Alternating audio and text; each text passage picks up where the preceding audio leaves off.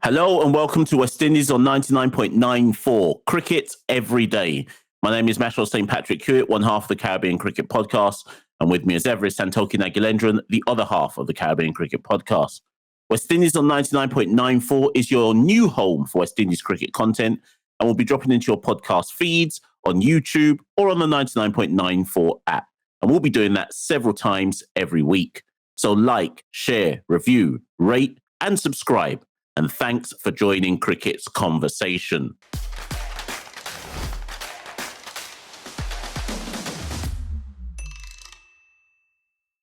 Today on West Indies on 99.94, we're going to be asking the biggest question of them all. Is it time for West Indies to disband? Santoki, take it away. Yeah, and the people demanded it. They wanted a part 3 to the future of West Indies cricket. So just like the Godfather films, we're here with a part 3. And this is asking the pertinent question, should West Indies cricket disband? Now, Mashal, I'm going to go in a slight divergence, and we'll need to talk about what's happened since the World Cup has happened, the T20 World Cup. So initially, we were minding our business. We've been eliminated. Ricky Ponting, obviously former Australian cricket legend, came out and said it was a disgrace that West Indies had exited the competition in the first round, which is fair. You can take that on the chin. We moved on. We were just there again. No business in the World Cup, nothing going on. When Rahul Dravid, the head coach of the Indian cricket team, out of nowhere in a press conference, decided to take shots at West Indies cricket. He was asked about whether it would be beneficial for Indian players to play in other franchise leagues because obviously, famously, they're exclusive to the IPL. They only play in the IPL. They don't play in the Big Bash or the CPL, for instance. He said no, because these franchise leagues often pop up during the Indian domestic season, and he wouldn't want to go the route of West Indian cricketers and play in franchise leagues and neglecting the domestic circuit. So essentially, he was saying India did not want to follow the decline of West Indies cricket. Now, this seemed to come out of nowhere, Mash, but I'm interpreting it as these players that are in the age bracket or former players of growing up at a time when West Indian cricket was the pinnacle of cricket. It's during the 70s and 80s. All these players idolise West Indies cricket. So this anger and these uncalled for shots about West Indies cricket are essentially, they're almost like a compliment because it's almost done out of love. They're essentially bitter at how West Indies cricket has declined over the years. So the fact they care about it, I think, has translated as anger, is my interpretation, at the fact that the great institution of West Indies cricket, as they know it, has declined to a point where we're exiting World Cups in the first round, we're not performing well. What did you sort of make of these comments? Because they did sort of come out of nowhere. I totally see where you're coming from, and I do get that argument. But part of me feels that Dravid also made those comments because it was a convenient get-out clause. Like it's easy to dunk on the West Indies. Like we know we're dreadful, largely speaking, right? And I just thought the point he was trying to make could have been made without using the West Indies as a reference point. Because I guess if you're going to talk about weakening the Indian team overall and T20 leagues and so on and so forth, reference another team with the same resources as India, who may have fallen on hard times. But here's the catch. There isn't another team like that. So that's why I felt it was a cheap shot to go for the West Indies, because we're not even in the same pool. We're not talking about two sides who are level pegging who suddenly have just gone downhill in the recent years. West Indies have been on a downhill track for the last 25 years. And this is the thing. This is why I didn't agree with this comment, Santoki. Us going downhill predates T20. It's not. So that's why I feel like, don't get me wrong, I agree with you that Dravid was making the point from a point. He actually was making that point out of love. I agree with you. I don't think it was about, let me just denigrate West Indies completely for the sake of denigrating West Indies. But in choosing to use West Indies as his reference point, he's also missed the point. I guess what I'm getting at. Because there is no analysis that you can give of West Indies that starts and ends with T20. Because our decline started before the year 2000. And in fact, for those who are yet to listen, if you go and listen to the Caribbean Cricket Podcast, I think it's episode 70 or 71, 68 even, when we got Jimmy Adams on. Jimmy Adams himself said he saw the decline in West Indies cricket back when he was playing. So that's from the early to mid 90s. In fact, he said he saw it in the domestic system in the late 80s. So I just feel like Dravid in this context, for me, represents an outsider who doesn't fully understand the dynamics of what's gone on in West Indies cricket. But on the surface level, it is a good exemplar to use, because if you only look at West Indies from a surface level analysis, then that's an easy reference point to use. Yeah, I agree. I think it was an easy deflection for him in terms of, rather than focusing on why India had lost in the semi-finals, he was sort of like, hey, at least we're not as bad as those guys over there, essentially was what he was doing. Now, it's interesting as well to note, because as you kind of alluded to it, the sort of, we're not on level pegging with India, and he sort of ignores, if you want to go into detail, even looking at T20 exclusively, the fact that if you're an Indian cricket player, you're well paid for playing for the Indian national team, millions. Even if you play domestically for the Ranji Trophy, you're well paid, you can earn a living. In the West Indies, we're not fortunate enough to have those options. So essentially, a system has been created, an ecosystem where West Indian players have had to go to the IPL to make money. So it's sort of ignoring the nuances of that. And that's we could have a whole episode on that debate in and of itself. But Mash, I guess what I'm trying to say is the fact that these two legends have criticised the West Indies. Fans have been cussing out the West Indies non-stop for the past 4 weeks. A lot of them have been calling for the end of the West Indies team as we know it. Every island for themselves, every nation for themselves. It's time to disband the West Indies cricket. Where do we want to start? Where do we want to start with this one? Should the West Indies disband, Mash? This is the question of the podcast. I'm going to go straight to you with that one. West Indies cricket is a waste of time. We should rip up all the pitches and plant cassava and ganja.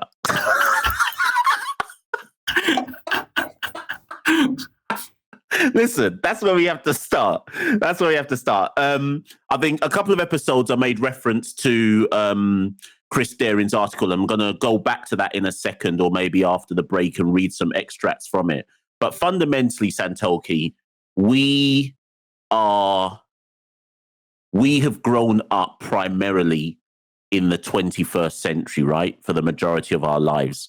And we have the benefit, therefore, and I call this a benefit, it's going to sound weird, but we have the benefit of never really having seen the West Indies be good, apart from that kind of 4-year period between 2012 and 2016 when we dominated T20 cricket. Largely speaking, our lives associated with West Indies cricket is one of failure, right? In that, and the reason, again, why I say that's a benefit is we are able to see how what our forefathers and foremothers, the cultural context of what West Indies meant to them in the 60s, 70s, 80s, and even possibly the early 90s, I do not believe that context exists anymore in 2022. Maybe from a nostalgic level, we love to use oblique references on our podcast, Santoki, but for those who like wrestling, here's another wrestling reference. When Hulk Hogan or any wrestling legend comes back and shows their face at like a WrestleMania or something, they get a nostalgia pop, right? So if Hulk Hogan or The Undertaker or Stone Cold Steve Austin, Bret Hart, people that you have all grown up with, if you even are like a casual wrestling fan, when they turn up at WrestleMania, people click the link, Santoki, and they'll remember what it was like when they were running wild over everybody. But everyone also recognizes that time has gone. That's what I think. Well, that's where we're at now. That's where we're at. And the meaning of what West Indies once was, we're nothing more now than a nostalgia act. And I don't know if that is enough to keep us going in the global context that cricket has become. So what are you saying? We're like WCW in 1999. It's all chaos at the moment. No one knows what's going on. But I think you make excellent points there, Mash. It's interesting. Our reference we've had on our Caribbean Cricket podcast, David Woodhouse, who wrote an excellent book, Who Only Cricket Know, about when England toured the West Indies in 1954. And it's interesting because in those days, in the 50s, there was a distance between the islands, and people didn't travel between the islands. Every island had their own culture, community. And when they did pick the test side, depending on who was the host, you had a selection panel who primarily picked players from those islands. So it was essentially distinct entities, each island. And they kind of came together because West Indies was the only vessel to sort of prove Caribbean kind of strength and unity by facing off in England. So it was like a begrudging alliance. I just think, as you said, times have changed politically, economically. The links, the kind of, we're far removed from the sort of colonial era now. It's gone 60, 70 years for a lot of islands. I just think that kind of motivation to kind of link and put everything aside and kind of link in terms of a West Indian identity to kind of motivate yourself to come together as this group. It has sort of weakened with the new players coming through, just because we are so far removed from those days of the 50s and the 60s. Now, I know a few prime ministers in the Caribbean have come out and said what needs to happen is younger people in the Caribbean need to be educated about colonial times and history and the history of West Indies cricket and what it meant for players. Do you think an education program at younger age groups would benefit this sort of course for West Indies cricket, or do you think it's just far gone? We just sort of need to move on with the times. I've read some of the kind of statements coming out from the different prime ministers, but here's my criticism of that, Santoki. That's like our parents' generation trying to lecture us about, remember the time when we had no phones, we had no mobile phones, and life was better. Times moved on, man. And that's no disrespect to the elders, and you and I will be elders one day.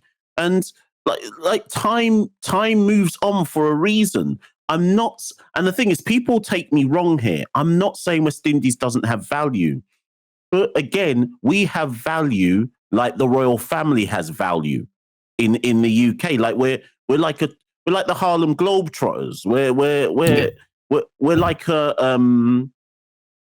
like a tourism act. Like we still, our aura is bigger than our actual ability, if that makes sense. Now, the question mark for me is, because of our aura and our history, is the tradition of that enough to just keep limping on? Now, disclaimer, I want us to keep limping on, but I also acknowledge that we may be reaching, like, I don't know, Santo, the last 10, 15 years of this being a viable institution. That's a powerful line, and I think we're going to have to take a break, and when we're back, we'll talk a bit more about whether West Indies cricket should disband. You're listening to Cricket's Conversation on 99.94. Whatever your team, we have the show for you on podcast, YouTube, or on the 99.94 app. We have India, England, South Africa, West Indies, and now Sri Lanka covered. If you want to find us, the best way is to follow us on social media at 9994DM by downloading the 9994 app or Google 99.94 on podcast. We speak cricket. Okay, we're back from a break, and I think I'd also like to clarify as well that I would like to see West Indies carry on, but as Marshall, you rightly pointed out, limping on could be the key word. And I think going into this World Cup is a classic example.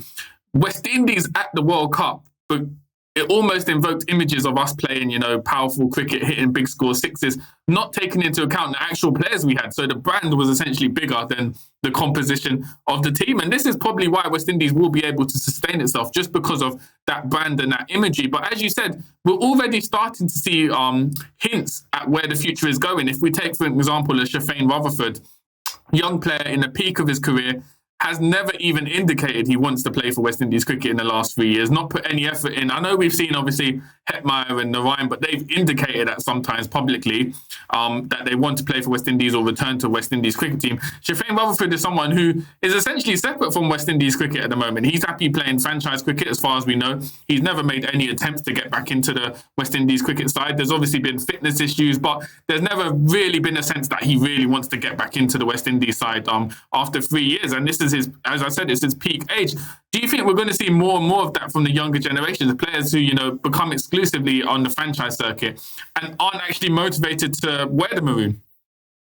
Now, this is a very good argument, Santoki. A very good point you've raised, because it's almost like a what came first, the chicken or the egg scenario. Because what catapulted, Shafane Rutherford to the level he is? Did he need West Indies to get where he was, or did he benefit from a CPL? We need to go back and study what got him to be who he is, what got Fabian Allen to be who he is, what got Shimron Hetmeyer to be who he is. So in one sense, and I, by the way, am saying that it's still West Indies cricket. And our last episode, we spoke about how it's interesting that at least 10 West Indians have potentially lost their IPL contracts, right? And may have to come cap in hand back to West Indies cricket. So all the while, these players need West Indies cricket to get noticed. We're still technically important. My issue is, once they get noticed, how soon is it before they don't come back? So here's where the catch will come, Santoki. We haven't yet reached a stage where we have like a Devold Brevis who almost can bypass playing for South Africa to now just do T20. We haven't technically got a player like that yet. Maybe I'm missing someone obvious out, but we haven't got a player like that yet who can bypass West Indies and just go straight into T20 franchise leagues. So I still think in some way the players still need West Indies before they then dump them. It's interesting because a counter argument could obviously be, now we've seen different franchise leagues spread across the world and they're all sort of linked. So the Mumbai Indians own a South African team, a UAE league. We've seen with Brevis, he's been put into a training camp and he was with the Mumbai Indians touring England over the summer. So essentially, Mumbai Indians have become that replacement for South Africa in terms of developing him. So if that's going to be the case, will we see more West Indian players signed up at a young age for franchises on year-long contracts, put into training camps, play across various leagues under the banner of a franchise? So for me, franchise cricket could replace the job that West Indies cricket has been doing in terms of developing players. And that would not be a great look for West Indies because essentially, as you said, our main selling point is we can develop players and build that platform for them. And obviously at the moment we're having issues with maintaining those players.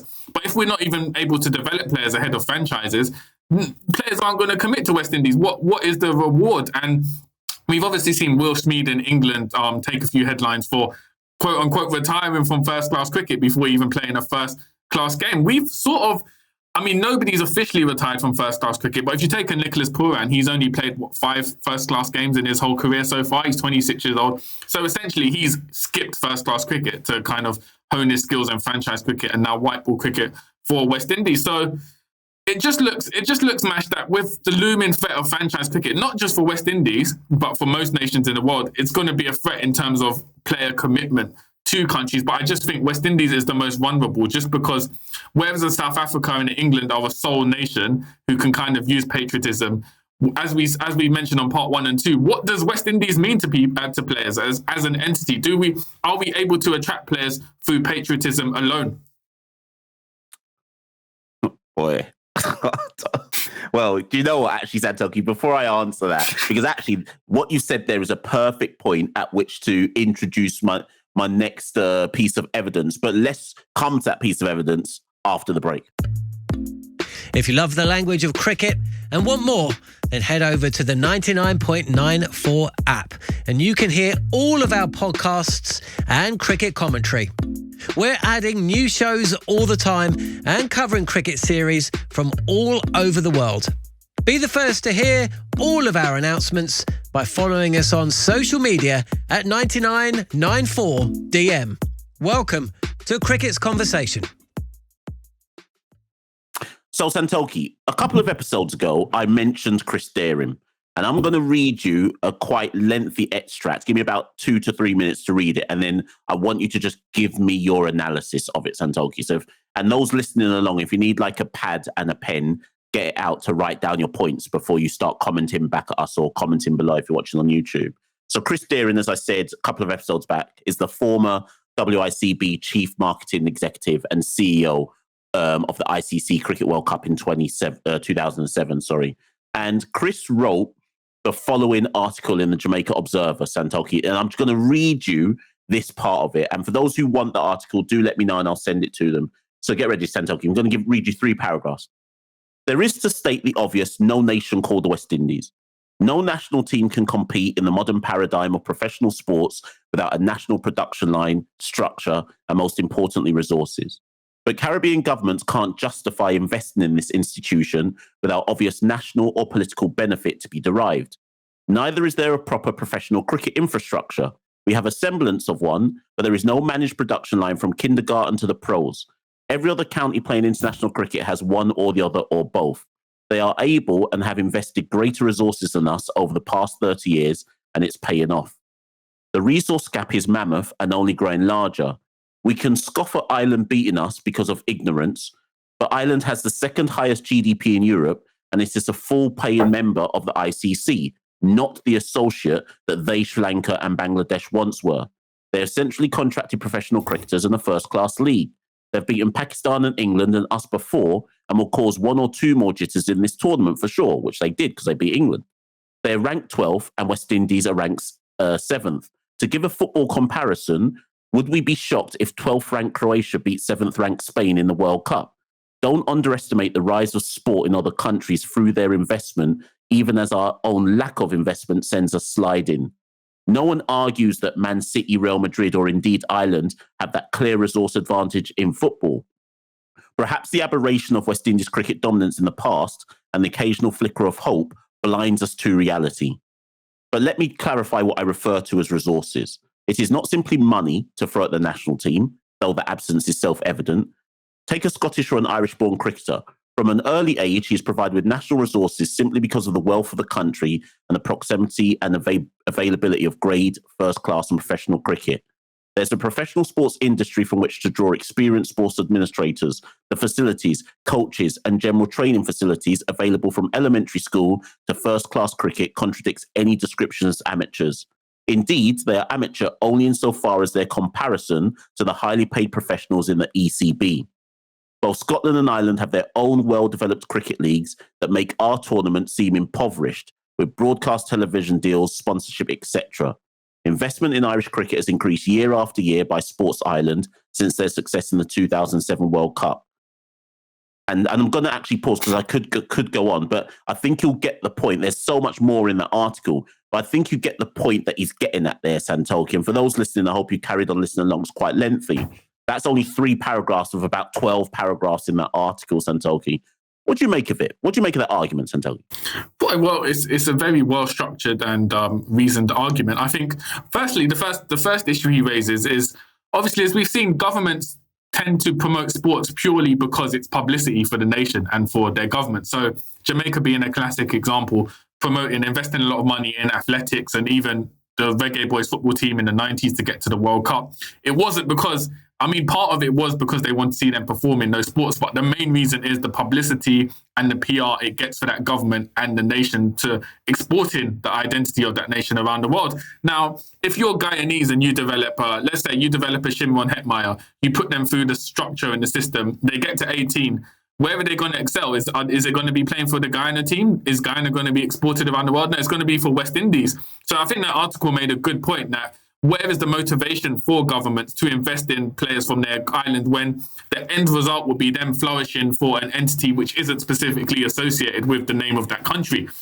So if Hetmeyer does well for West Indies, the brand is strengthened, but Guyana as a nation isn't strengthened in terms of that. So I can kind of see that dynamic is very, very interesting one he's raised in terms of there's no motivation for government to invest the resources in a national structure because there's no payoff at the end of it, essentially. They're playing for another entity. And this is where West Indies are unique. Obviously, if you're England, Australia, South Africa, you'll develop players because the end game will be they'll play for England national team, the test team, the ODI side, or South Africa, and your nation is promoted. So that's the first issue we have, which is unique to kind of West Indies in the region. And the second one is a very valid point. As much as we consider Ireland's minnows, for instance, or Scotland minnows, it's only in cricket, based on history, we do that. In any other aspect of economics, why would Guyana or Jamaica call Scotland or Ireland minnows? Their GDP is a lot higher than us. They're more developed than us. They have bigger populations, especially with Guyana, 700,000. The island has a much, much bigger population. So in every other aspect of life, they wouldn't be considered minnows. So why are we still considering them minnows in terms of cricket? Because based on every other aspect of life, they can invest more and have resources and have the structure to develop cricket players compared to the Caribbean. So essentially, it's almost delusional for us to call other nations minnows because our economics means we're always going to be minnows and our population size means we're always going to have to punch above our weight to excel on the world stage. We're basing our strength on history, which is a long time ago, 30, 40 years ago. So those are the main 2 things I took. There's a lot to take from the article, but those are 2 key points I took from it. Now, Mesh, if West Indies is going to be around, we're not. as much as fans are calling for individual nations to kind of represent themselves, so Guyana to start playing Test cricket or Trinidad and Tobago to start playing Test cricket, realistically, that's never going to happen. So how do you change that? If there's no motivation for governments to kind of produce players with a national structure and streamline it, how do you ever get around that? Or are we just destined to always have a chaotic development system in the West Indies? Hey, listen, we called the episode "Should West Indies disband?" But it's an actual, like, all jokes aside, it's a very serious question because I go back to what I kind of said at the top of the show. We're living in a global world now, like globalization, man. In all other industries, we recognize this idea of globalization. Cricket still has this kind of antiquated view about, like, T20 is part of globalization, right? We're just, let's call it as it is, Santoki. We're not fit for purpose. We're not, in a global world, we're not fit for purpose. And like, there's a point, I didn't get down to the point, but there's a point that Chris makes where he said, recently, Cricket West Indies president made a gift of one bowling machine to a Caribbean country, the sort of basic equipment that any cricket club and probably school in Ireland or Scotland might already have 5 or 6 of. And the thing is, whilst that may or may not be an exaggeration, it's true though, because I remember reading that article, I think it might be in St. Lucia, where there was like a picture of Skerritt with whoever, maybe the Prime Minister or whoever, saying, here's 2 bowling machines. And I was thinking, that's a major thing. And then, do you remember that test match? Was it last year when Pakistan toured us in Jamaica? And there was a wet outfield and the Jamaican groundsmen were using sponges to soak up the field. And I was watching it on BT Sport thinking, this is where we're at, though. Like this. And then people are expecting all of that is part of the same ecosystem of underdevelopment, right? And as you kind of say, Santoki, it's only history. It's only the aura and the tradition and the history of who we once were that keeps people believing we're still up there. But fundamentally, and I kind of end with this, let's say we do disband. And let's say the global forces almost force the situation for West Indies to disband.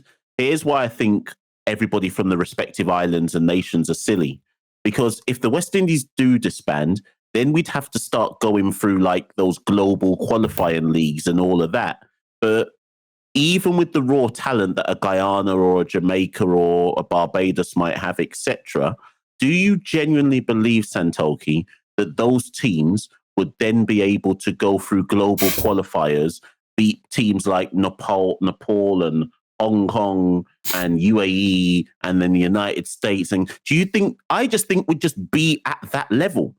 The best of the island teams would just be at that level. And I know the people from BIM will say, yeah, but 8 of the test team are all Barbadians, so Barbados would be strong. Well, I mean, okay, but effectively, the best of our island teams would be probably the equivalent of what, the Netherlands?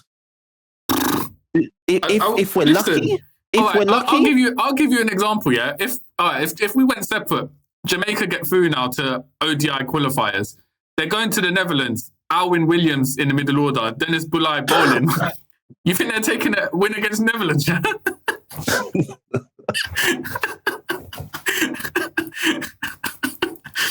Leroy Lugg opening, yeah? Is that you? Is that Leroy Lugg century in Amsterdam, yeah? Is that going to happen? Listen, let's just stay together as West Indies, man. It's long. I think, know what? I think a good example is, if you look at the differences with CPL, where it is individual islands, if you look at how much governments invest in terms of the PR and what they invest in the resources for CPL, there is a marked difference, and that's why you get the big crowds for CPL.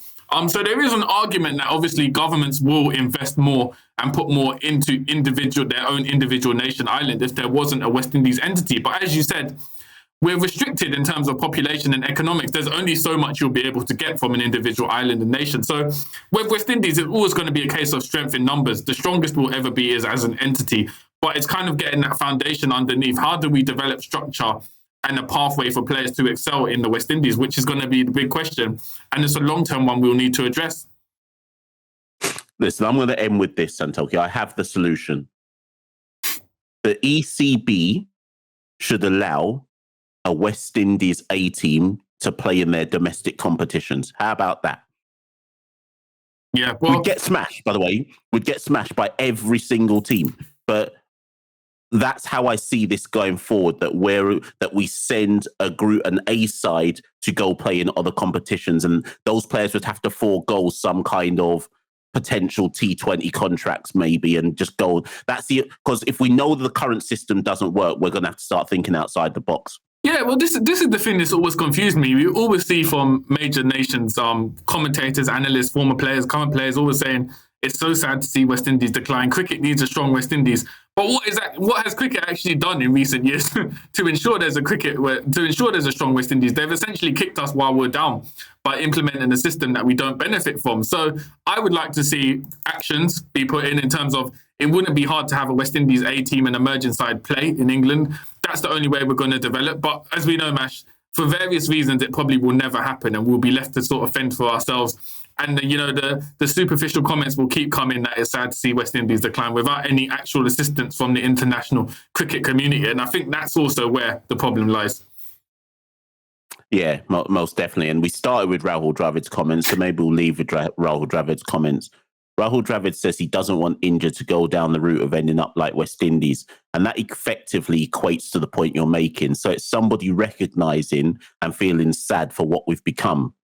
But he ain't offering us any solutions, just like nobody else ain't offering us any solutions. So you know what? If people ain't going to offer any meaningful solutions, maybe it's time we just disbanded. Ladies and gents, that's been another episode of West Indies on 99.94 DM. Santoki, it's goodbye from me. Is it goodbye from you? Yeah, it's a goodbye from me, and hopefully it's not a goodbye for West Indies cricket, but we'll have to wait and see.